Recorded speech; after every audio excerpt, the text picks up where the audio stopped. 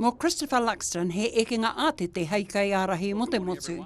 I'm going to read a short prepared statement and then I won't be taking any further questions beyond that.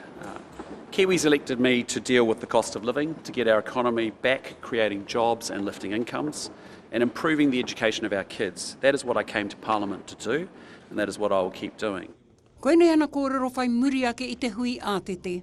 Christopher Luxon promised New Zealanders that by yesterday he would have answers on additional fuel supplies for New Zealanders.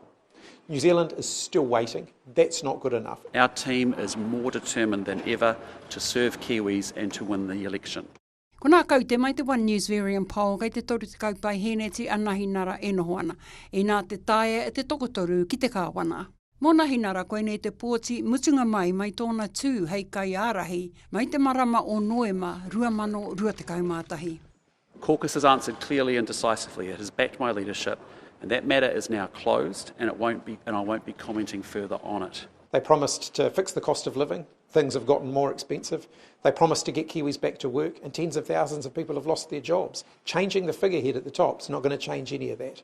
Ko reipa I piki mā te rima ki te toru te kaumā whitu pai heneti, te kaumā whitu a Aotearoa tuatahi, te kau a ACT I nā kua heke ki te whitu pai heneti.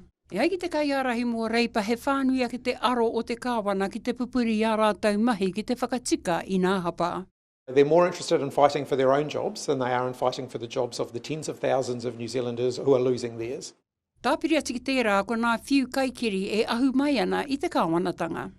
Ministers of the Crown should not be expressing racist rhetoric in the way Shane Jones is, and they should not be seeking to divide the country for their own political purposes. Hei tā Luxon anō ko te hia a te marea mai te ao pāpā ho ko te uiwi te kāwana mua rātau kaupapa mea rātau rautaki me nā take e ngā kai nui hiana e rātau. Kaua ko nā kaupapa ko himuhimu. A free press is important in a democracy. You give citizens the chance to know the truth about their countries and their governments and hold leaders like me accountable, and I welcome that.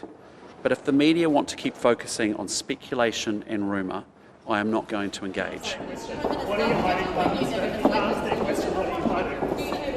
Hoi anō pēhea te whakatika I te he o te tai ohanga, ka re tonu he whakautu.